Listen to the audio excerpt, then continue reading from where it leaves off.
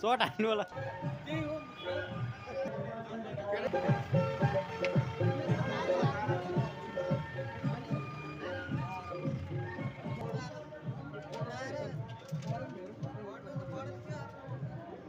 यस्तै गर्छु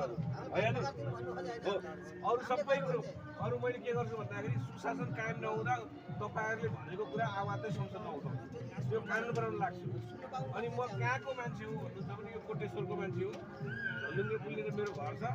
अन्त यहाँबाट उठेर भाग्ने पनि होइन अनि त्यसपछि के हो भन्दा भाइ तैले गरिनस् भने कान्छामाको मान्छे है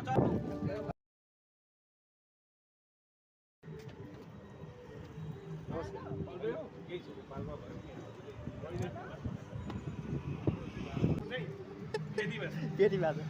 मेरो घर अगाडि छ बुटहरु फेटिको मान्छे हो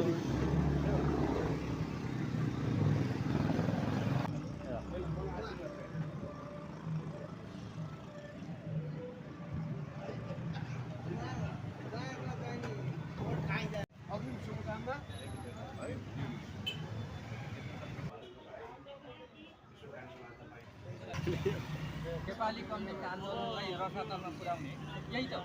गर्दै नै म पनि यही गर्छु बुझ्नुभयो तपाईँहरूले हिजो हामीलाई कम्युनिस्ट पार्टीको नेता भनेर सिकाउनु भयो कार्यकर्ता बनाउनु भएको ठाउँमा हाम्रा टाउकामा गोली लाग्दाखेरि पनि हामी मानव नेपाल भनेर यसरी बस्यो बुथ बसेर रोकेर अब आज तपाईँ